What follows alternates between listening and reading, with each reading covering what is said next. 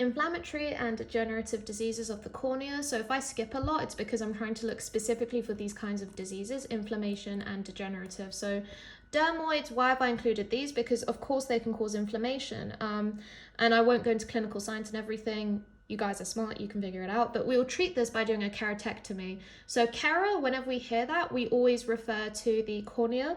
So this is the surface of the eye, and a tectomy is a removal. So yeah, this is a removal, but specifically of the dermoid, and a conjunctivectomy sometimes is the removal of the conjunctive underneath. It very much depends on where the dermoid itself is. There's also another example of an inflammatory disease of the cornea. So this is when a foreign body can penetrate the eye, leading to corneal ulceration. So I imagine this is under the use of fluorescein to visualize this, and you'll treat it with actually a corneal incision. So you go under the cornea to remove the object under a microscope. So whenever you do an eye surgery, it'll always refer to using a microscope, which makes sense because the eye is so small, everything is so precise, you need a microscope to do any surgery properly. Next one we'll talk about is keratitis. Let me just skip a few. We'll start with keratitis then. Okay, so keratitis, how is it caused? So firstly, it's inflammation of the cornea. So you can guess that the inflammation is caused by infections really, but also chemicals and objects, let's say getting into the eye. And we can classify it in three ways: superficial, so sort of surface, deep, and posterior. What are the clinical signs? You'll see pain, excessive tearing up. You can see the area around the eye is very wet. It could be vascularized, so quite red. Corneal edema, so the eye itself, the surface of the eye will be quite swollen. Corneal scars, which you can only see through fluorescein. And what you might also see as well is because of the corneal edema, the scarring, it can lead to corneal opacity, also known as cataracts, and we'll talk about that in another question. And hypopyon and hyperemia. So we know what hyperemia is. You get blood in the anterior chamber. But also hypopyon, what is that? It's where you get cells and proteins in the anterior chamber. So sometimes blindness can be caused not necessarily because the surface of the eye has been damaged, but because when the surface of the eye is damaged, you also get inflammatory cells coming into the area, and this causes blockage of the cornea, so light can't penetrate into the retina. Anyway, so fluids can accumulate in the cornea and even change the cornea's shape. I think there was even a nice picture here where it shows the profile of the cornea.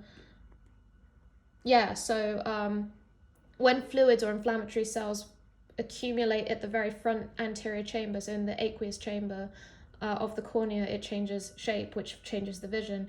Now with superficial keratitis, you can treat this with antibiotics 4 times a day and corticosteroids half that many times a day, so 2 times a day. You don't need to remember the numbers.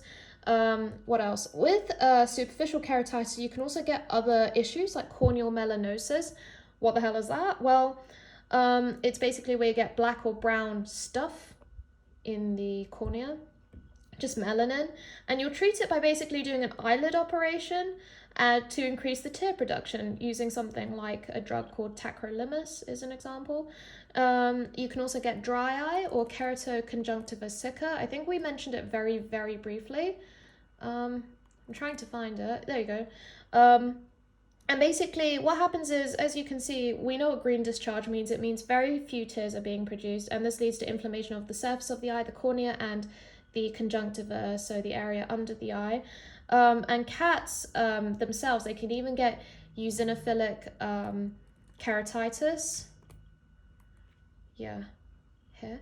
So as the name suggests, you get an accumulation of inflammatory cells in the anterior chamber of the eye, under the cornea, and a lot of these cells are eosinophilic in cats, but it can include other inflammatory cells like leukocytes and that kind of thing. And you will see this in histological examination if you took a swab of the eye. And you treat this using dexamethasone, basically until these inflammatory cells stop appearing. Oh, there's a lot more. Okay. So we talked about what the consequences of superficial keratitis are. We'll move on to deep now. So deep keratitis. So this is where canine hepatitis or herpes can lead to interstitial keratitis. What is it? So you get more vascularization in the sclera, so the white part of the eye, and you'll treat it with corticosteroids.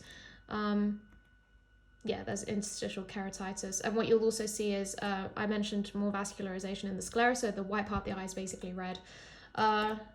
Let's find endotheliitis. So this is where you get corneal edema with a blue color, because what happens is water is leaked into the cornea, so it's literally like the sea, it's very blue. There's also ulcerative keratitis. So it can be superficial or deep. In the superficial case, what will happen is it's because of an object, maybe the eye is very infected or dry. In the deep case, actually it doesn't talk about the deep case, but in both cases, in terms of clinical signs, you get discharge, edema, hyperemia, you can guess. Because it's keratitis, so it's inflammation again, so just talk about the signs of inflammation. And ulcerative keratitis, you diagnose it with fluorescein. It's been used here, so the fluorescein, you can visualize it a lot better. Now, with corneal perforation as well, I don't know if they have a picture. This is another disease. Okay, I don't see it. Oh, okay, I do see it. This is basically, you can imagine it's caused by some kind of object. The signs are blepharospasm, so this means the eyelid kind of spasms, maybe because of the pain. You'll see blood clots, exudate, because of course, you know, it can lead to infection, and you treat this basically with antibiotics like polymyxin B, that's going to come up a lot for eyes, and atropine eye drops. I think basically they induce tearing up. Tearing up basically will help the eye heal. You can also suture the area and use an Elizabethan collar to reduce irritation. There's also ulcerative keratitis. So where is it? I'm trying to find a picture. Okay, so ulcerative keratitis has a lot of consequences. One of them is indolent, says it here, epithelial erosion. So what is this? It's a slow healing ulcer in the center of the cornea. You can really use any one of these pictures to demonstrate this point. And yeah, ulcers in cats can be viral. They're usually caused by herpes, and you can treat this with antivirals like interferon. There are also neurotropic ulcers. Let me zoom out just so I get a good picture. There you go. So basically, you lose the sensory innervation to the cornea. So basically, you don't really experience anything from the nerves to the cornea. And it's an ulcer that's there, and it's slowly healing. And it's usually in the center, very much just like the indolent epithelial erosion ulcer we mentioned in cats. But neurotropic ulcers, just as the name suggests, is usually in neurological patients. So how do we treat ulcerative keratitis, whether it's indolent epithelial erosion or neurotropic ulcers?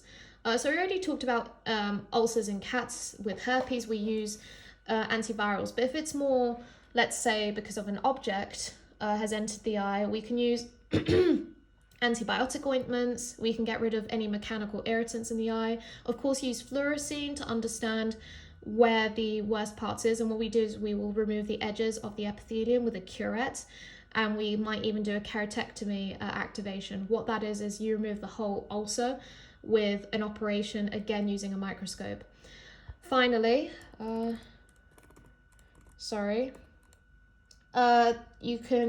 something called corneal endothelial dystrophy or degeneration. So I skipped this because keratopathy isn't inflammatory or degenerative. I know we've done this for ages, so we may have forgotten the question. But yeah, basically this leads to edema. That's it. And dystrophy and degeneration basically means the cornea is going to break down. And you treat this using hypertonic salt solutions to draw out the water from the cornea. Remember, it's blue again. So we want to get rid of that.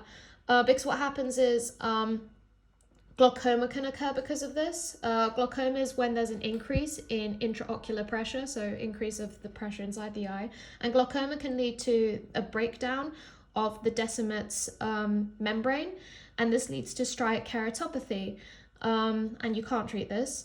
And slow healing epithelial defects can also lead to something called corneal nigrum, or sequestrum. So these are